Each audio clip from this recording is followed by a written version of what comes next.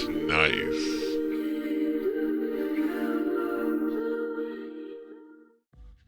What's up guys, it's RevJ again. I'm out in the driveway in front of the Rebuild Everything Yukon with a couple of creepers. Not the weird guy that stares at you across from the grocery store. These are the things you use when you're laying under your car. As you guys know, I've had a couple different back surgery issues, and having one of these things makes life underneath the vehicle much easier. Up until now, I've pretty much had these, the Harbor Freight $20 specials. They usually run from, I don't know, 15 a handful of years ago to maybe 25, 30 bucks now, and they're pretty much what most people have in their garage for a creeper, unless they have a more pro-style tool, sort of like what I picked up here. This is the Traxion Traxxion 1/100 ProGear Widebody Creeper. This one here, I think the retail price on it is about in the mid-90s. I did, however, get this one for 77 bucks used on Amazon, so open package. We'll talk a little bit about that again in a second. So let's start out by talking about the way these things look. This is the Harbor Freight one to my right, obviously here. We've got sort of a square body with some sort of molded shoulders. There's a headrest pad up there at the top. It's got 6 wheels on it, a couple of tool trays, some grab handles. We take a look at the Traxion. It's a little bit more simplified in design. It's sort of the main body pad here. You've got these two sort of frame rails that run down to both sides of it, 4 larger wheels on the outside, and then the main padded body here. Overall, I would say in size, they're pretty similar. This one, the Traxion, might be a tiny bit larger, but only maybe by an inch or so in all the dimensions.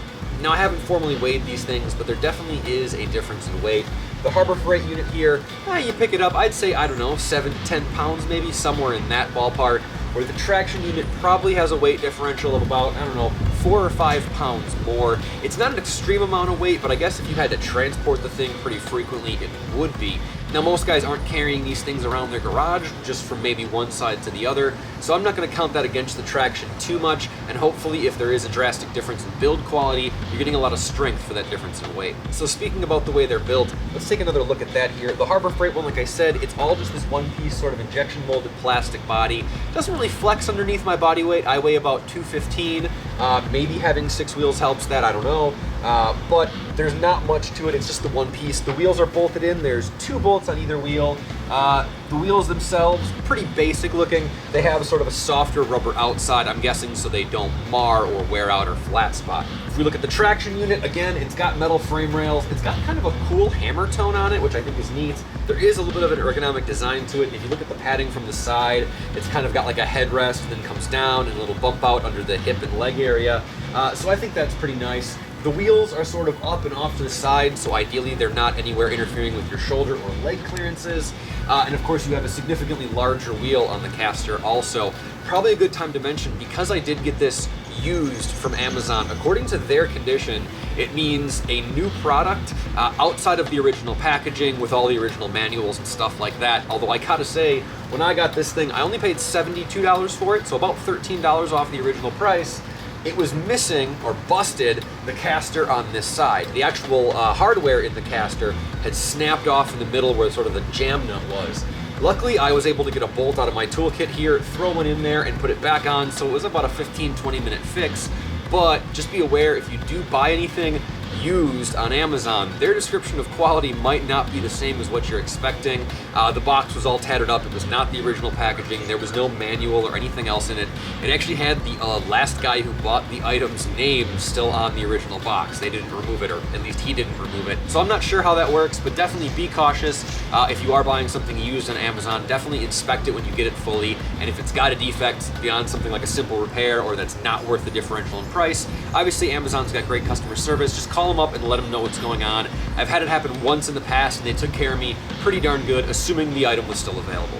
So let's talk a little bit about the difference in function on these things. Like I said, the Harbor Freight unit has 6 wheels. That means you're more supported across 6 separate surfaces, but each of the wheels has a smaller diameter, which means the effort needed to roll them, what you're going to get out of your movement, is a little bit less. So the casters themselves on the Harbor Freight unit are really nothing to write home about. It's a simple ball bearing. They feel okay when you spin the wheel around. Nothing special. A little bit of resistance. The wheels themselves, they're pretty cheap. There's definitely some slop in the caster. Like I said, it's held on with 2 bolts on sort of a backing plate. There's no bearing in any of the wheels. It's just a bushing, but that's pretty typical. And I noticed that there is no consistency from wheel to wheel. It's got 6 of them, but if you feel the bearing races on either of them, like this one on the side, for example, if you hear this, it is really gravelly compared to the rest of these. I will note that it actually says 300 pounds on the bottom of it. I have no idea if that's true. Like I said, I weigh about 215. I don't know if a 300-pound guy would do real well on this. Again, with the size of those wheels and the experience I do have with this one, I don't think a 300-pound guy is going to go anywhere.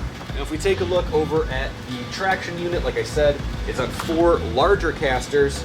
There's a little less noise when you spin them, especially compared to those. The one that had the broken bolt on it, it's probably the worst, but it still feels better than any of those. It's got the larger wheel, also has the outer soft surface on it, but still no bearings. It's still a bushing only. It's not bad. There's not a lot of slop in the wheel, which is nice. And the casters themselves don't have nearly the play that those did. With only 4 wheels, you have a lot less rolling resistance because, again, it's only 4 surfaces contacting.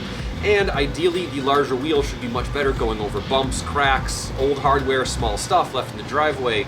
With these smaller diameter wheels, I'll let you know from experience, they can easily sort of get jammed up if anything like a small piece of tape were to roll onto the outside of the wheel surface. If you flip it over to the back side, I'm not sure what there's in there. It's either like a hard piece of wood or a stiff piece of reinforced plastic, but I feel like the construction is pretty decent. We'll see how this material wears over time. It's definitely one thing to consider. The plastic unit, when you get any sort of fluids on it, it's just plastic. You hose it off with some carb cleaner and wipe it down.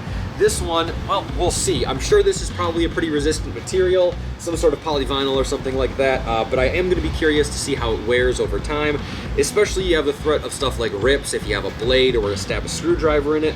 Potential drawback for the Traxion unit, if it makes up for it in comfort, I'm still going to have to say the Traxion probably comes out ahead on that front. Now, in terms of comfort, the Traxion wins hands down. Like I said, the Harbor Freight unit is plastic with just a little head pad and 2 reliefs for the shoulders.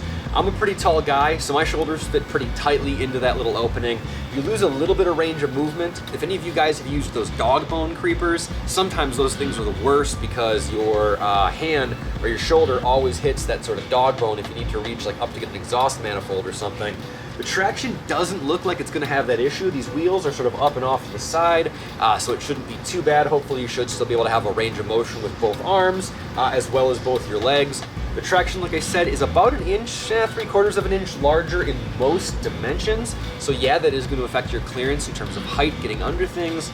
However, if that is the deal breaker, there are actually special low clearance creepers which you guys can consider. But again, that's a special situation. Most of the time, just jack the thing up about 1 inch higher. It's going to be worth it in terms of comfort, especially if you can navigate in and out of the vehicle much more easily.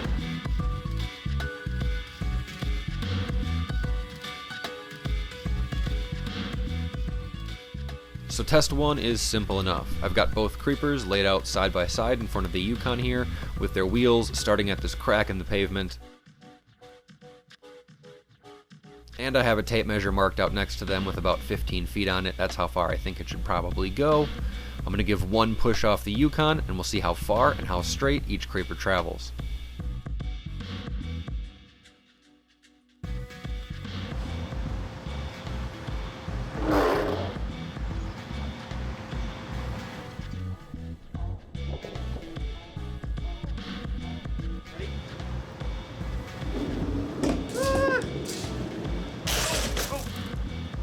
Same level of force, and I traveled nearly 18 feet and much straighter. That's 3 feet past what I laid out on our tape measure here. Same idea here, we're just talking rotation. 1 firm push to the side, and I'll see how far I travel. 3. Well, that was dog shit. Not even 180 degrees out of the Harbor Freight Creeper.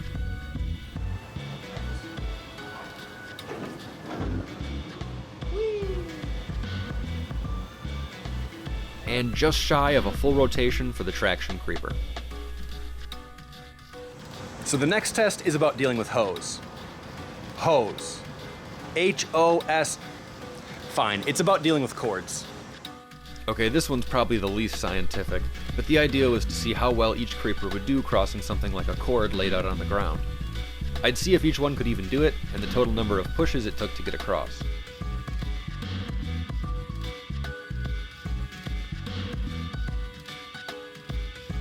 The parameters didn't really matter that much. The Harbor Freight unit just could not make it across without getting hung up, and the Traxion unit breezed over easily. And two. Really, I think the difference is pretty obvious. The casters, the wheel size, the wheel material, the height, the overall construction. In terms of movement, this Traxion, man, it is far superior to this Harbor Freight $20 special. After all those tests, as unscientific as they were, hopefully they do a decent job proxying some of the things you might run into in the shop. The difference in that Traxion Creeper is obvious. Yeah, you know what? It's almost 4 times as much, but it rolls with much less effort. It seems built better. I'm gonna continue to use it and just sort of keep that Creeper as a spare one for maybe an extra person in the garage or something to toss down in the snow in winter. I don't know. But the Traxion seems to take the cake in almost all of those quote-unquote categories, as well as just the overall look and feel of the item. Definitely check out my social media. I'll have it here on screen. Check out all the videos in the Rebuild Everything playlist, all the stuff on the Hatred Copter C10, the updates till now, my build over on the 67 to 72 Chevy truck forums. We finished all my testing for today, but there is sort of one more, I don't know, informal test that I want to do. We'll see if it affects the results at all.